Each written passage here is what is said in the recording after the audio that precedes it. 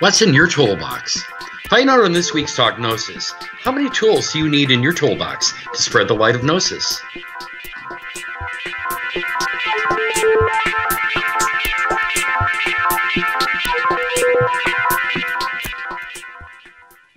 Welcome to Talk Gnosis for February 12th, 2014. I'm Bishop Kenneth Canterbury, and as always, I'm being joined by my lovely co-host, Bishop Lainey Peterson. Hello, Lainey. How are you doing tonight, Bishop Ken? I'm doing good. Was feeling a little bit under the weather, but I'm feeling better now, and I'm just kind of watching these thunderstorms, hoping that the thunder and lightning doesn't scare me out of my seat. Well, we've got a good show tonight, and we're being joined by one of our good friends. This is his second time with us on the show. Absolutely. You know, the Reverend Deacon John DiGilio, who's been our guest before, the rector of St. John the Revelator Parish in Chicago, and is a deacon with the Apostolic Johannite Church. Welcome, John. Thank you for being here with us. Thank you both very much. It's a pleasure to be back. It's so good to see you again. Okay, last week's the reason why we asked you to be on the show is last week's topic was Gnostic evangelism, and some people were brought up the fact that we have different sets of tools now for spreading the light of Gnosis than the ancient Gnostics did. And when I speak of tools, I'm not speaking entirely of physical things like computers and webcams and books, but there's also some real possibilities for personal interaction. And I wanted you on the show because you've been very successful in developing and leading a functioning Gnostic community in Chicago, and now even with a mission in Northwest Indiana. And you've used a combination of real hands-on, face-to-face organizing along with social media and bulletin boards and email and that sort of thing. So we wanted just to bring you on the show and hear about how you've been going about this and what you've been doing. You've been doing this for a few years, haven't you? Yes. Actually, probably about 3 years now, maybe a little more. So let me just say there's a lot of trial and error involved. Yeah.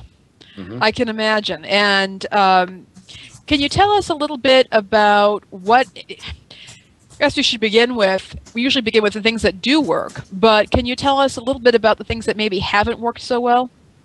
Oh, I could tell you a lot about the things that haven't worked so well. So I'll do my best to keep this pretty concise.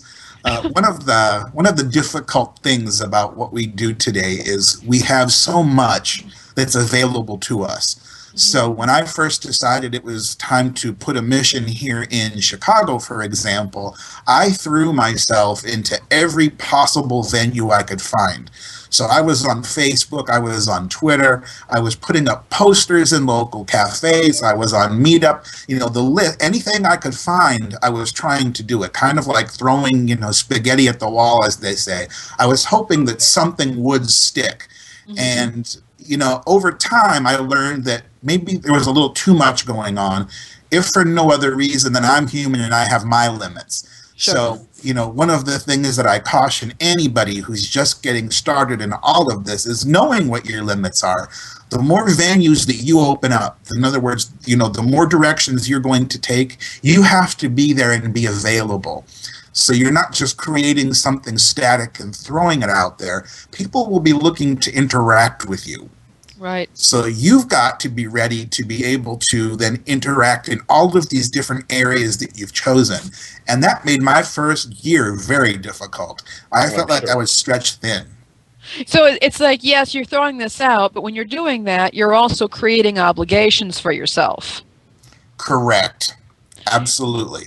And that's something that we Gnostic clergy, who are almost always bivocational, we have day jobs, so to speak, really need to be aware of is when we want to let our light shine, but keep in mind there's an energy bill to pay at the end of it. Exactly. And I think, John brought up a really good point there is that, you can definitely spread yourself thin, especially I think when you're just starting the parish on your own, without the lack of assistance. It's one thing if John had, some assistant clergy to help him out, where he could kind of spread out these responsibilities, delegate those.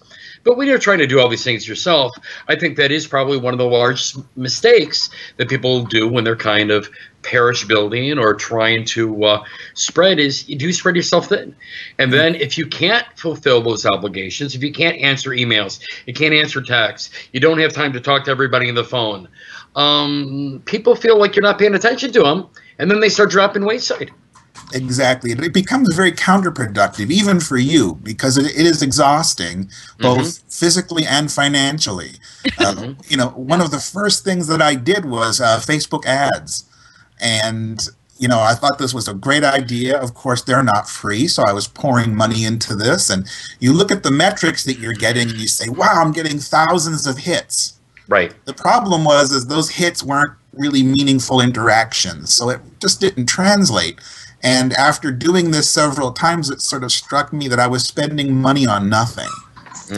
So, you know, these are lessons that were very hard learned. We've been talking a little bit about parish building. I'd like to kind of shift this a little bit to actually assisting people in coming into the light of Gnosis, having, or just being shaken up, being troubled, as the Gospel of Thomas says, and realizing that maybe that there's something else out there that we're not aware of. Do you find that in your efforts that you mostly connect with fellow travelers, or have you found that there are some people who really haven't thought about this sort of thing, but that you have an opportunity to kind of maybe just give them a little nudge and get them to think a little bit differently than the way they've been thinking? That's a good question. It's definitely both. But if I had to say, you know, who I'm meeting more often, it is the latter group. It's, you know, the people that I would already consider fellow travelers. Many of us have already been out there searching.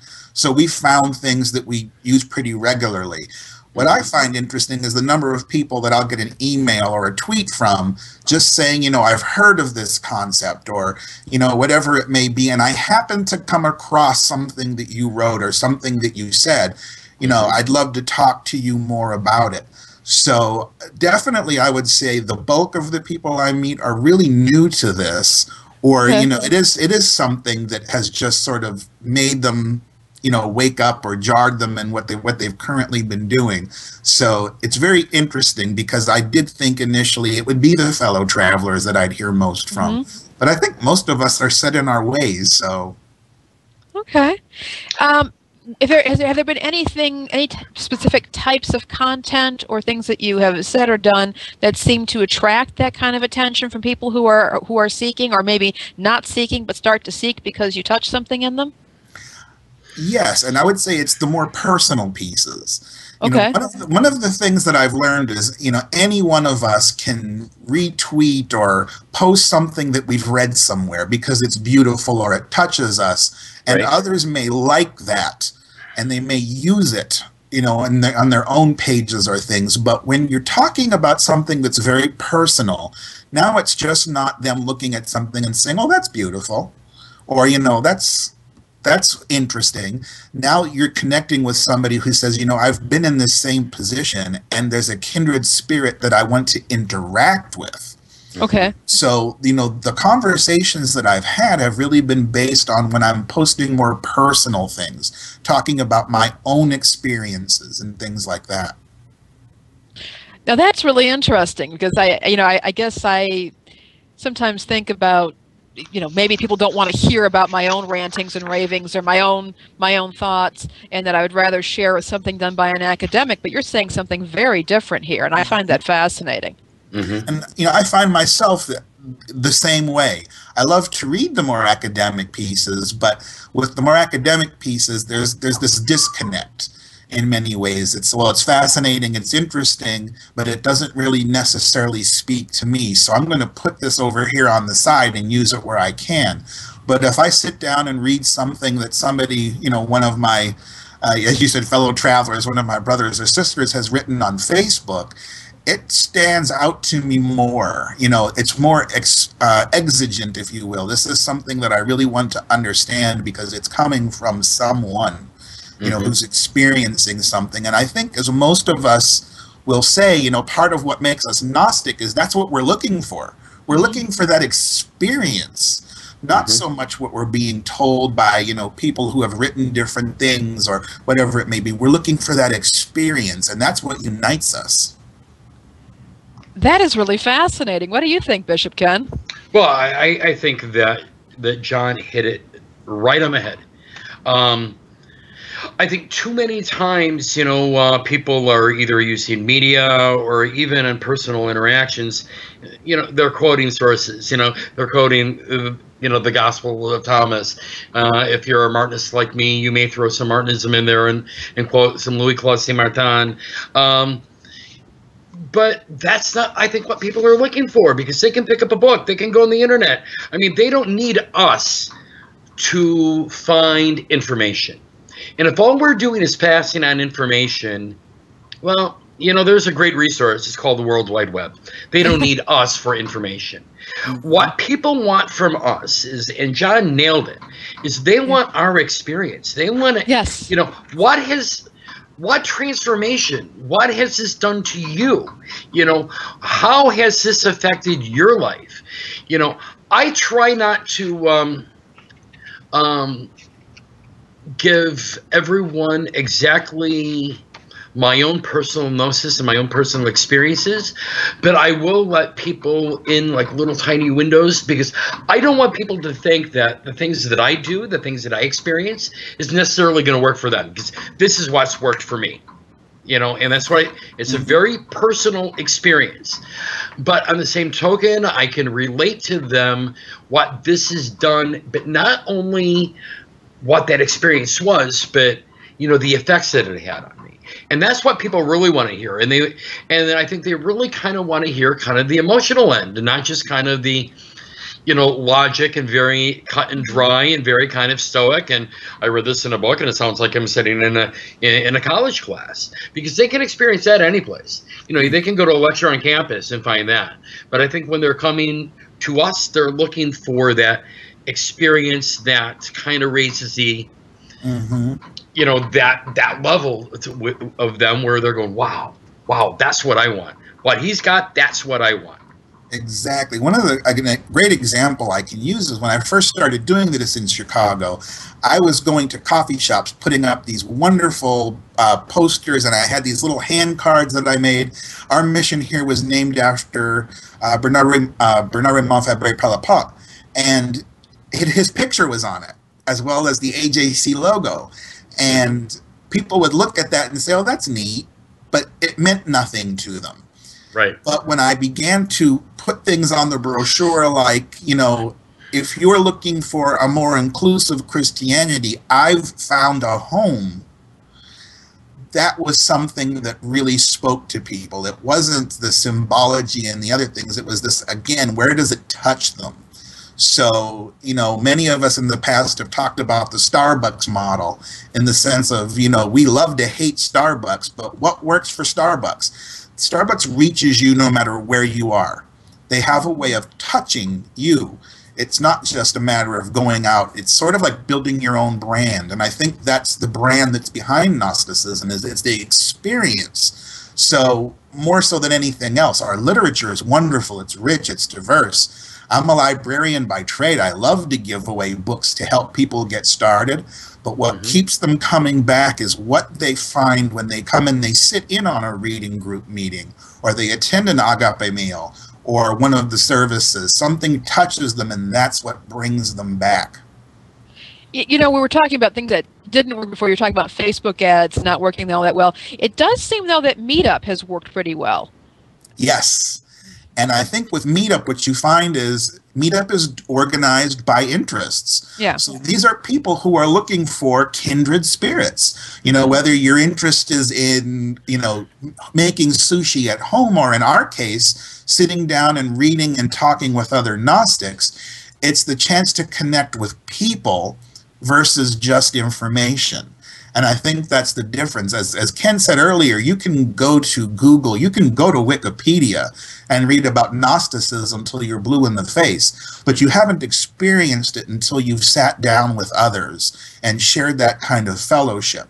So I think Meetup's a great example. That's where I've had the most success. My Meetup group is really fairly large, but these are folks who are really looking to connect with other people. That's the whole impetus behind it.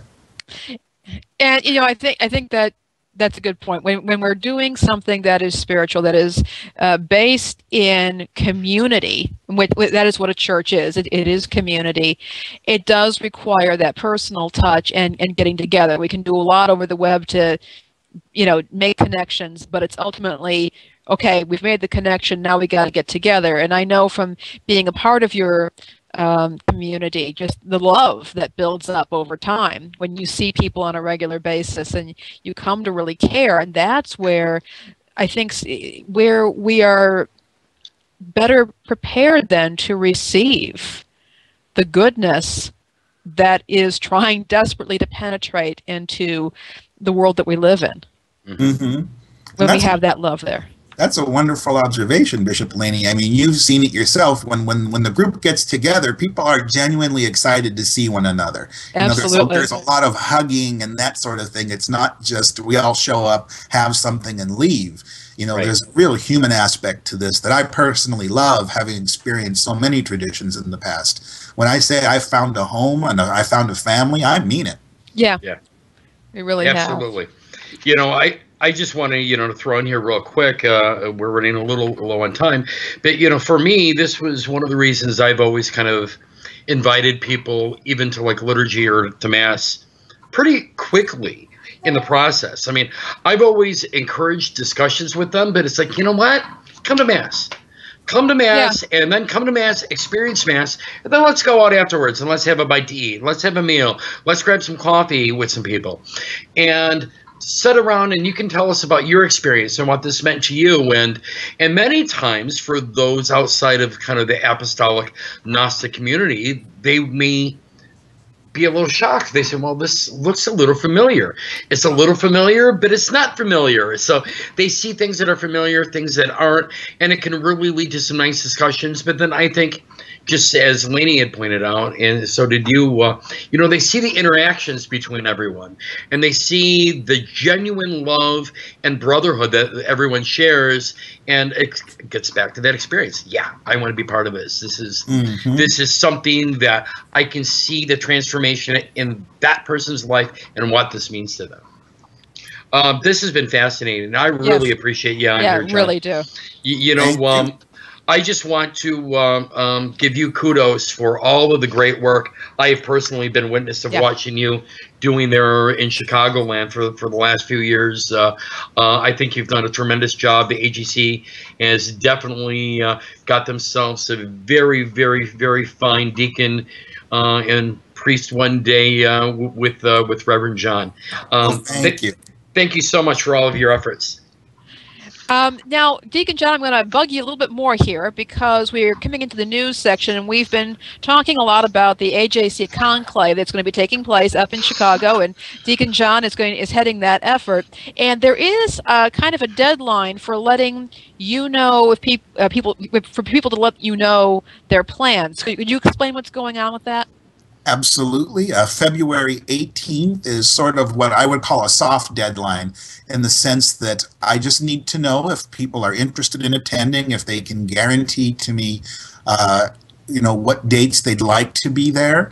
That's enough for me to start putting the numbers together. So it's not a deadline that requires people pony up money or that sort of thing at the top. It's just we need to know what your interest is and what your likely attendance is going to be. So, you can read more about Conclave and what it entails by going to johannite.org, and just feel free to email us to let you know what your thoughts are. That's great. And what are those dates again? The dates are May 21st through May 27th. Awesome. Okay. That's going to be awesome. And Deacon, first of all, again, thank you for being on the show. Where can people find your parish online? Get in touch with you online. They can visit us at stjohnrevelator.org, and it's stjohnrevelator.org. Okay, great. Awesome. Thank you so much. Thank you. Again, we appreciate all of your feedback. Give us an email at talkgnosis@gnosticnyc.com for any feedback or questions. You can also always leave comments on our YouTube channel, and we actually really appreciate the comments on our videos. You can also find us on Facebook, Facebook/talkgnosis. Coming up next week on Talk Gnosis, interesting subject. You hear me mention the term a lot, egregore. What is it, and what is its importance? That's going to be great. And again, as always, this has been a production of the Gnostic NYC Network. If you enjoyed this show, please share it with your friends, click the like button, and subscribe to our channel. Opinions expressed on the program do not necessarily represent the views of Gnostic NYC or any other organization. No animals were harmed during the production of this show. And for more Talk Gnosis, tune in every Wednesday for new episodes. Thank you so much for joining us. Thank you, everyone. Good night. Thank you.